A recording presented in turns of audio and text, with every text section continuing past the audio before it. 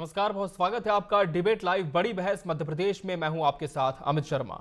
Bhopal gas त्रासदी की 40वीं बरसी के बाद एक और बड़ा ऐतिहासिक दिन आया है। यूनियन कार्बाइड के 358 टन जहरीले कचरे को राजधानी भोपाल से हटा दिया गया है। यह कदम न सिर्फ पर्यावरण को सुरक्षित बनाने की दिशा में है, बल्कि गैस पीड़ितों के लिए भी राहत का संदेश लाता है। लेकिन बड़ा सवाल यह है कि क्या भोपाल अब पूरी तरह सुरक्षित है? क्या इस कचरे के निष्पादन से सभी समस्याएं हल हो गई हैं? और क्या यूनियन कार्बाइड परिसर में अब भी कुछ कचरा और दूषित मिट्टी बची है? आज की डिबेट में हम इन तमाम सवालों पर चर्चा करेंगे। उसके पहले एक नजर इस खास रिपोर्ट पर।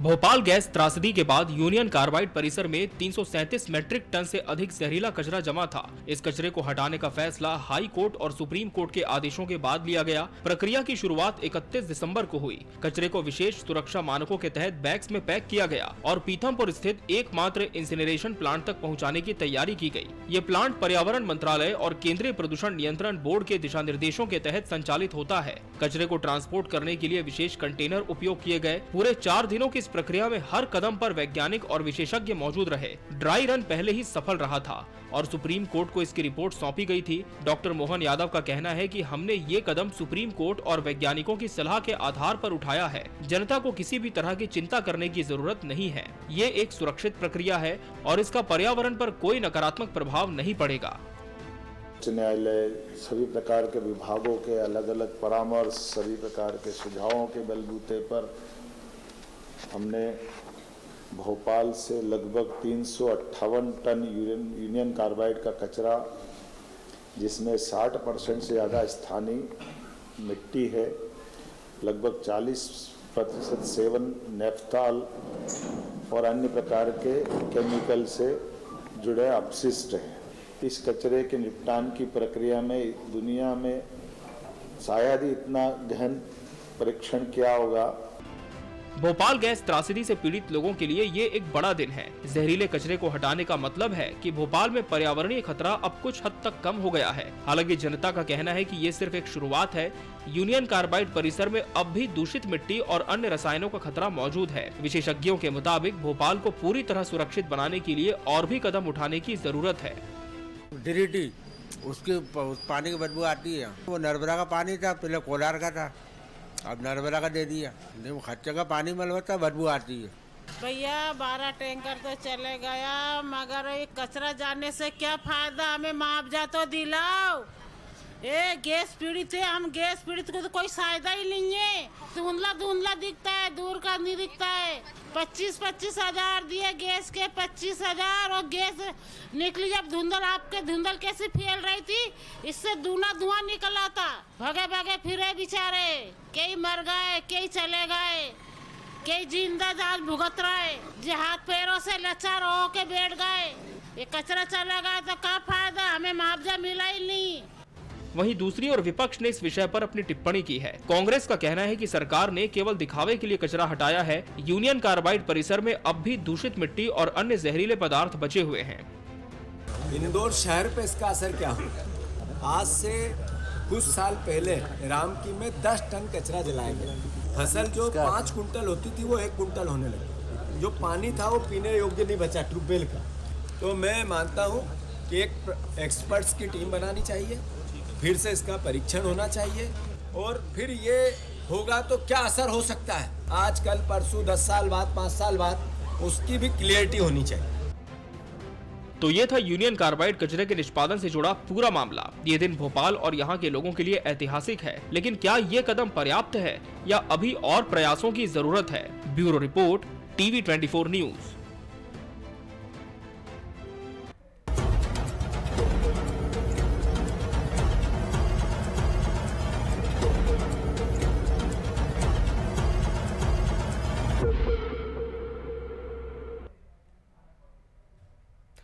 दंश का विध्वंस, आज इसी विषय पर हम चर्चा करेंगे और इसके लिए हमारे साथ खास मेहमानों का पैनल भी जुड़ चुका है।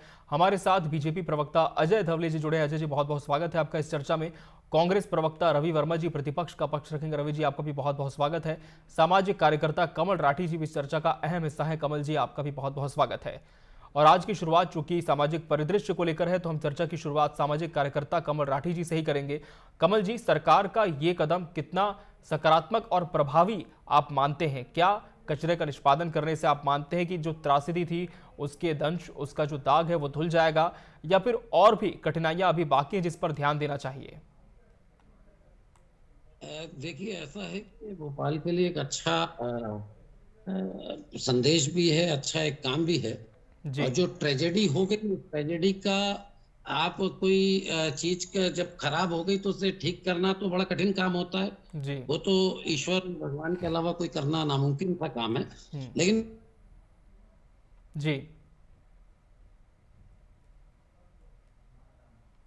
कमल जी, बहुत आवश्यक और उस निष्पादन को साइंटिफिक वे से खत्म करना, उसकी एक प्रयास था। और वो प्रयास पहले एक ट्रायल रन में हुआ और उच्च साइंटिस्ट और सारा न्यायालय के मार्फत पूरी जांच होकर रिपोर्टों के आधार पर और सबके आधार पर वो निर्णय लिया गया।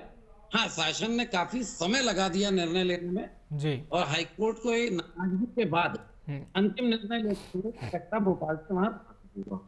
तो एक ये अच्छी चीज है कि कचरा यहाँ से चला गया। अब रही बात, जो बाकी बातें अपन करते हैं कि वहाँ सॉइल में भी दिक्कत है, उसके अंदर कुछ कुएं हैं, उसका पानी भी पोल्यूटेड तो है, पोल्यूशन तो है। अब उस पोल्यूशन को भी धीरे धीरे उसके पूरा जी पोल्यूशन का पूरा एक नीरी ने अपनी गाइडलाइन दी है, अपनी रिपोर्ट दी है सुप्रीम कोर्ट में 2012 में। उसको एक बार पुनः नीरी से चेक करवाना आवश्यक है और करवा के जो उनने रिमीडियल मेजर्स बताए हैं वो वहां कर दिया जाए तो बाकी समस्या का निदान हो जाएगा। जी अजय जी, विपक्ष भी ये कह रहा है कि निर्णय तो लिया है लेकिन काफी समय इसमें लग गया, तो क्या वजह रही कि इतना बड़ा समय इस 40 पुरानी त्रासदी के बाद अभी निष्पादन करने में लग गया? और क्या अब मानते हैं कि सरकार ने जो कदम उठाए वो बहुत ही प्रभावी और इसके दूरगामी परिणाम सकारात्मक होंगे? अमित जी, मुझे लगता है इस पूरे विषय को लेकर आज माननीय मुख्यमंत्री डॉक्टर मोहन यादव जी की जो प्रेस वार्ता है वो बहुत सेल्फ एक्सप्लेनेटरी है। मुख्यमंत्री जी ने सिलसिलेवार इस पूरे विषय का किस प्रकार से सरकार ने संज्ञान लिया। ऑनरेबल हाईकोर्ट में ये 2004 में प्रकरण जब चला, फिर 2004 से लेकर 2024 तक की ये हाईकोर्ट से सुप्रीम कोर्ट में भी गया था। एक्सपर्ट कमिटीज की रिपोर्ट आई थी, नीरी की एक रिपोर्ट थी, नीरी एनवायरमेंटल इंपैक्ट असेसमेंट के लिए एनवायरमेंटल का हजार्डस वेस्ट का एनवायरमेंट पे क्या इंपैक्ट होता है इसका असेसमेंट करने के लिए एक भारत सरकार की एजेंसी है, उसने भी साइंटिफिकली इस कचरे का किस प्रकार से निष्पादन हो सकता है, इंसिनरेटर की व्यवस्था रहे और जो एक निर्धारित टेम्परेचर की उस रिपोर्ट में बात कही गई थी, उसी सारी प्रक्रिया से जब माननीय न्यायालय संतुष्ट हो गया, माननीय न्यायालय ने, क्योंकि सरकार का इस पूरे विषय के लिए एग्जीक्यूशन का काम सरकार के पास था, तो माननीय न्यायालय ने सरकार को निर्देश दिए और एक टाइम बाउंड मैनर में इस कचरे को निष्पादन करने के लिए सरकार को कहा। तो सरकार ने भी माननीय उच्च न्यायालय के, माननीय सर्वोच्च न्यायालय के जो निर्देश थे उन निर्देशों के पालन करने के तहत, और जो कांग्रेस ये आरोप लगा रही कि इतने साल क्यों लग गए, तो मुझे लगता है कांग्रेस को पहले अपना काला इतिहास उठाकर देखने की आवश्यकता है कि 1984 में किस प्रकार से मिथाइल आइसोसिनेट लीक होता है यूनियन कार्बाइड में, और तत्कालीन कांग्रेस की सरकार, चाहे राज्य की सरकार ले या केंद्र की सरकार ले, उन्होंने किस प्रकार से उस व्यक्ति के, जिसको हम कहेंगे वॉरेन एंडरसन, जिसकी वजह से ये पूरी की पूरी घटना घटित हुई थी, उसको किस प्रकार से सरकारी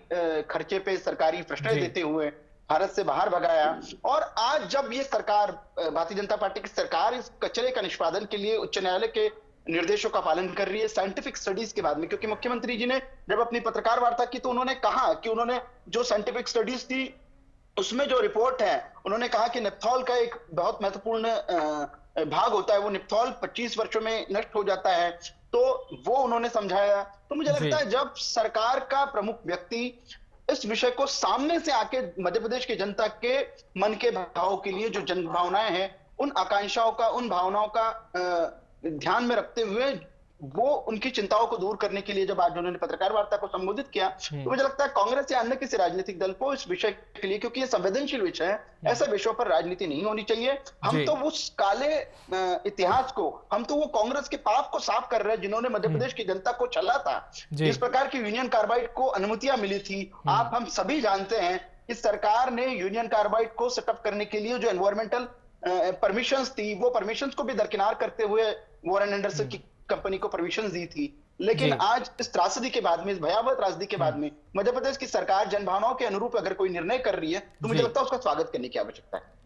चलिए, तो कहीं ना कहीं स्वागत करने की आवश्यकता सरकार इस पूरे निर्णय का देखती है और निश्चित तौर पर हम कह सकते हैं कि ये बहुत बड़ा कदम है। कांग्रेस का हम रुख कर लेते हैं। रवि जी, आपको मेरी आवाज मिल पा रही है?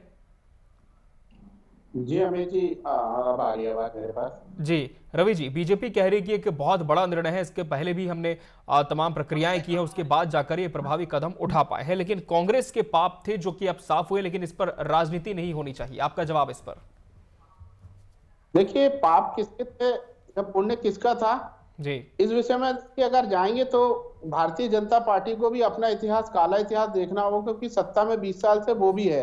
और देखिए, इस तरह की जो घटनाएं हैं, मैं बहुत ही स्पष्ट कर देना चाहता हूं कि वो किसी सरकार की मंशा के अनुरूप नहीं होती है कि वो अपनी राज्य की जनता को इस हालत में देखे या पहुंचाए। ये एक अनहोनी थी जो घटी और जो पीड़ादायक थी, बहुत ही पीड़ादायक थी, जिसकी शब्दों में हम बातें करें वो कम है। बहुत पीड़ा का विषय था। लेकिन सवाल आज यहाँ उठ रहा है, तमाम तरह के एक्सपर्ट हैं, पर्यावरण जो विद हैं, तमाम तरह की सिविल सोसाइटीज के जो लोग आज अगर विरोध कर रहे हैं इस बात का, तो सरकार को उन्हें भरोसे में लेना चाहिए था। सवाल इतना सा है कि आज अगर, और सवाल ये भी है मेरा, तो जो हम पर तो लगा रहे हैं वो अपने नेताओं को भरोसे में ले लेते हैं। नीना वर्मा जी, कैलाश विजयवर्गीय जी, इंदौर से ताई, तमाम जो एक सक्षम नेता हैं जो सरकार का अंग हैं, उन्हें अपने भरोसे में लेते हैं, तब ये विरोध नहीं उठता। मैं ऐसा मानता हूं, क्योंकि देखिए, चाहे वो भोपाल की जनता हो या पीतमपुर या धार, इंदौर या मध्य प्रदेश का वो कोई भी जिला हो, हम नहीं चाहते, एक विपक्ष के रूप में अब विपक्ष वो नहीं चाहता है कि ऐसा कोई असर, ऐसी कोई दुविधा, ऐसी कोई घटना पुनः घटे जिससे मध्य प्रदेश के लोगों को उस घटना का दोबारा सामना करना पड़े। अगर तमाम तरह एक्सपर्ट कह रहे हैं कि उसका असर होता है या उसका असर आज भी है, तो सरकार को इस पर देखना चाहिए, चिंता करना चाहिए। जी रवि जी, चलिए इनसे फिर से संपर्क करेंगे। मैं अजय जी से पहले इस पर जवाब ले लेता हूं, फिर कमल जी रख कर रुक करूंगा। अजय जी, क्या जो दूसरे पक्ष है उस पर गौर किया गया है? क्योंकि कुछ जगहों पर लाजमी आपने भी देखा है कि अलग अलग बातें सामने आ रही है, अलग अलग वर्जन सभी के आ रहे हैं, तो सरकार ने क्या इस पहलू पर भी गौर किया और उसके बाद ये कदम उठाया?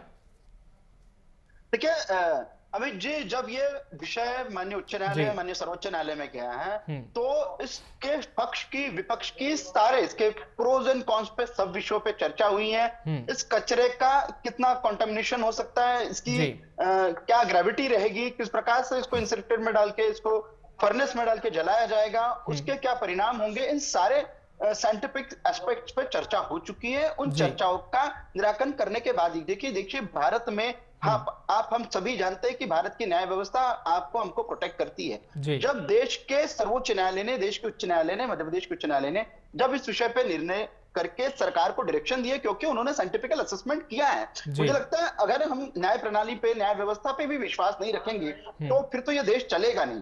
दूसरा वो पक्ष जो कांग्रेस कहती है कि इंदौर के नागरिकों की चिंता है, तो निश्चित तौर पर स्वाभाविक है। आज भारतीय जनता पार्टी के समक्ष नेतागण, माननीय मुख्यमंत्री डॉक्टर मोहन यादव जी ने जिस प्रकार से अपनी पत्रकार वार्ता में कहा कि धार के प्रभारी मंत्री और आदरणीय कैलाश विजयवर्गीय जी वहां के सारे जनप्रतिनिधियों को, सारे स्टेक होल्डर को, सिविल सोसाइटी ऑर्गेनाइजेशन को, उन सबको लेके बैठ के उनकी जो आकुल चिंता है उनका निराकरण करने के लिए एक हैंड होल्डिंग का एक्सरसाइज भी करेंगे। क्योंकि सरकार ये मानती है कि जिस प्रकार से ये विषय हम पिछले 6-7-8 दिनों से मीडिया के माध्यम से रोज अखबारों में आ रहे हैं, हम इस पे चर्चा कर रहे हैं। बहुत जो मूल प्रश्न थे, जो पिटीशन था, ये पब्लिक पिटीशन को जो डॉक्यूमेंट्स है वो सारे डॉक्यूमेंट, सारी साइंटिफिक स्टडी पब्लिक डोमेन में है। तो ऐसा कुछ नहीं है कि सरकार ने किसी से कुछ छुपाया।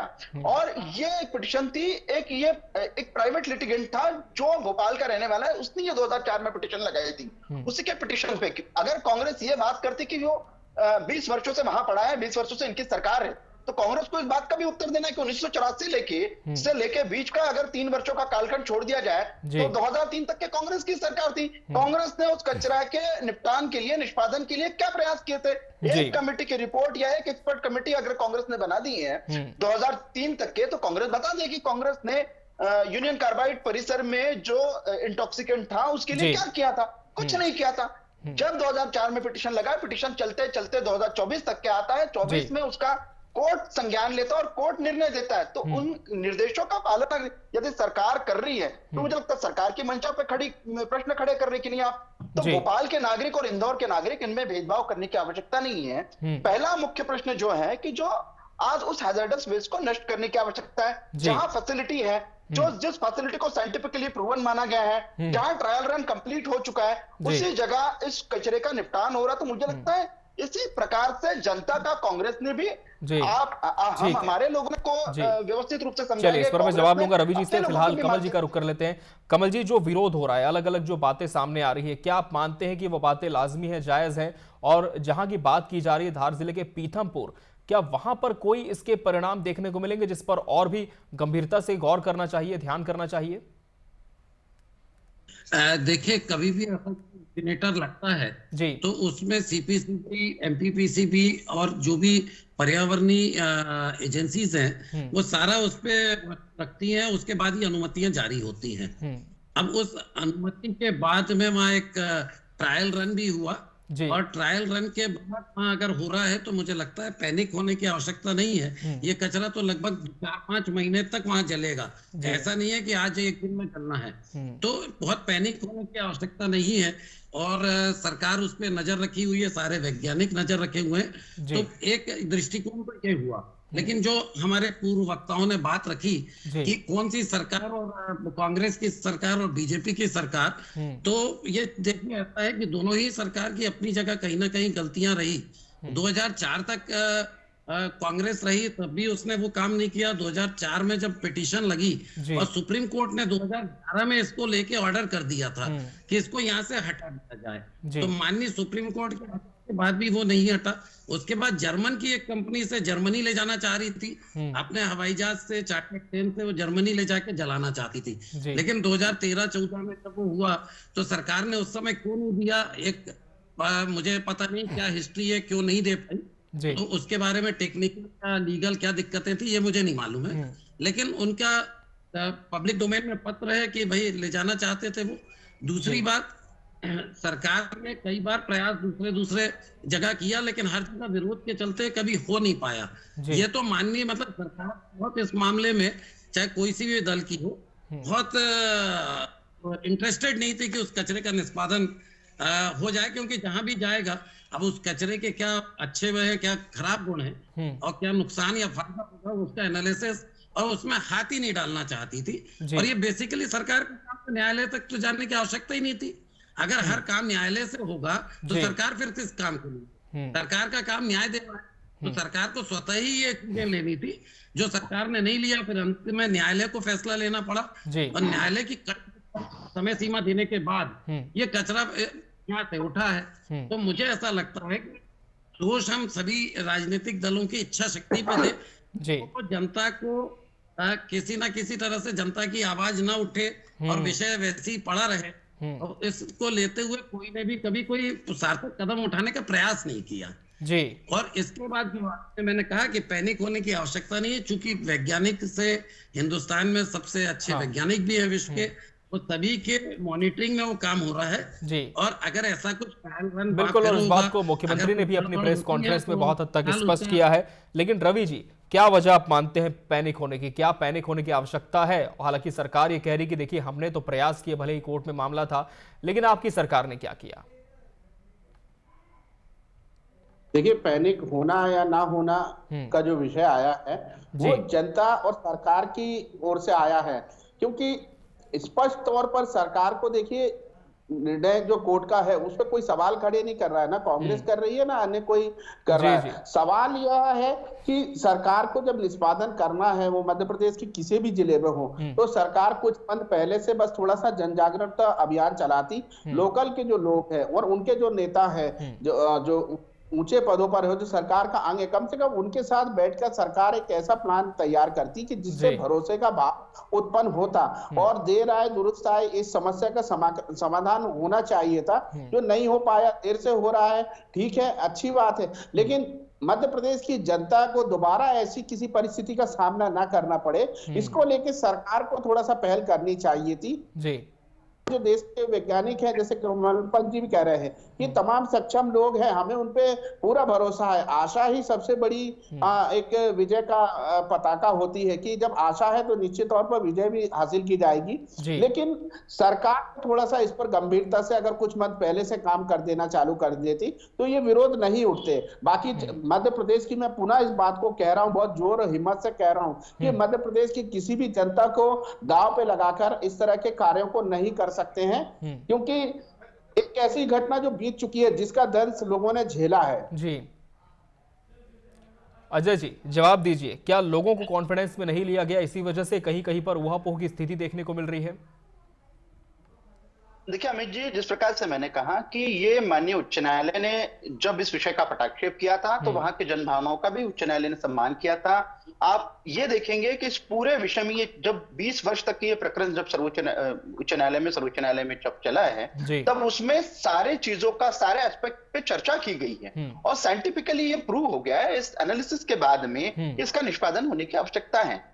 तो मुझे लगता है फिर से इस विषय को खड़ा करके एक जनता को भ्रमित करना, ये एक अच्छी राजनीति नहीं है, एक सार्थक राजनीति का ये पहलू नहीं है। आज विषय ये है कि एक टाइम बाउंड मैनर में ऑनरेबल हाई कोर्ट के डायरेक्शन है, उन डायरेक्शंस का पालन होने की आवश्यकता है और उस कचरे का निष्पादन व्यवस्थित रूप से होने की आवश्यकता है। बिल्कुल कमल जी, अब कचरा तो चूंकि पहुंच चुका है पीथमपुर, उसके बाद किस तरह की जिम्मेदारियां बनती हैं, और जहां तक पीड़ितों की बात है, क्या ये माना जाए कि अब पूर्णतः उन्हें इंसाफ मिल चुका है या फिर किसी और तरह के कदम उठाने की आवश्यकता आप देखते हैं?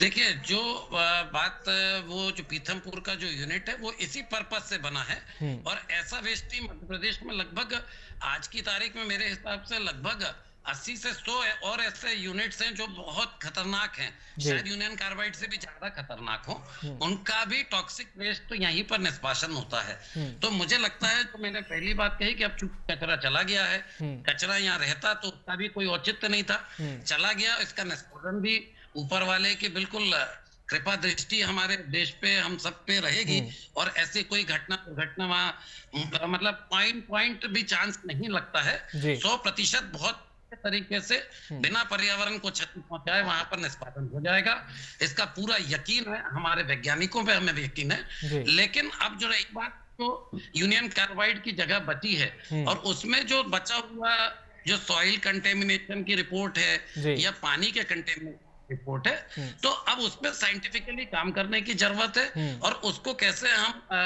साइंटिफिकली उसका क्लोजर कर सकते हैं, उस मिट्टी को कैसे ठीक कर सकते हैं, उस पानी को कैसे ठीक कर सकते हैं, इस पे पूरा विस्तृत रिपोर्ट 2012-13 में नीरी ने भी दी है। इसके बाद में मेरा कहना है कि एक बार और पुनः नीरी से जांच करवा ली जाए, क्योंकि समय के साथ भी अपने आप भी कई चीजें सुधर जाती हैं, तो उसको देखते हुए जांच करके उसका साइंटिफिक और क्या होता है निष्पादन करते हुए वो उसको बिल्कुल। और इसी पर मैं बिल्कुल अजय जी से सवाल भी लेने वाला था कि अजय जी, अब चूंकि कचरा चला गया, इसके बाद इस जगह का क्या, क्योंकि लगातार ये भी मांग की जा रही है कि अब वहां पर पहले मिट्टी परीक्षण किया जाए, कहीं मिट्टी दूषित तो नहीं है, फर्टिलाइज है कि नहीं, तमाम तथ्य देखे जाए और उसके बाद कोई सकारात्मक पहल वहां पर की जाए। तो क्या सरकार इस विषय पर भी विचार कर रही है?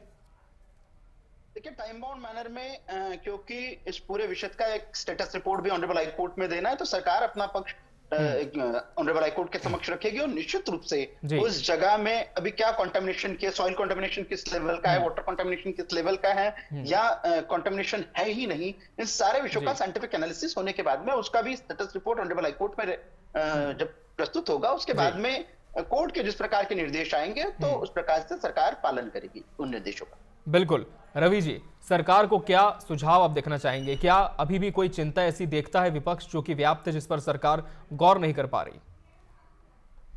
देखिए, तमाम चिंता इस बात की है कि सरकार ने जिन वैज्ञानिकों से, जिन एक्सपर्टों से राय ली है, उनके साथ साथ उन तमाम जो लोगों की भी राय लेनी चाहिए जो लोग विरोध कर रहे हैं, और जो लोग इस पर एक्सपर्ट जो लोग सवाल भी खड़े कर रहे हैं कि उसका असर रहता है, तो उनकी भी बात को सरकार को आधार मानकर कम से कम काम करना चाहिए, क्योंकि वो भी इस देश के नागरिक हैं, वो भी इस देश की भलाई उन्नति चाहते हैं। अगर उनका ऐसा आशय है, उनका ऐसा मंतव्य है कि इसका असर रहता है, इसका कई सालों तक असर है, इससे क्षति हो सकती है पीतमपुर के लोगों को, तो सरकार को उस पहलू पर भी ध्यान देना चाहिए। और राजनीति हम लोग नहीं कर रहे हैं, मैं अजय जी को कहना चाहता हूँ, राजनीति अगर करना चाह रहे हैं तो कौन कर रहा है, क्योंकि लोकल के उनके नेता भी इस बात का विरोध कर रहे हैं। हो सकता है कि राजनीति की सलाह या राजनीति करने का उनका आशय, सीधी चुनौती वो ताई या नीना वर्मा जी, कैलाश विजयवर्गीय को दे रहा हूं, क्योंकि वो भी इसकी चिंता कर रहे हैं कि वो निष्पादन यहाँ ना हो या इसको और बेहतर तरीके से किया जाए,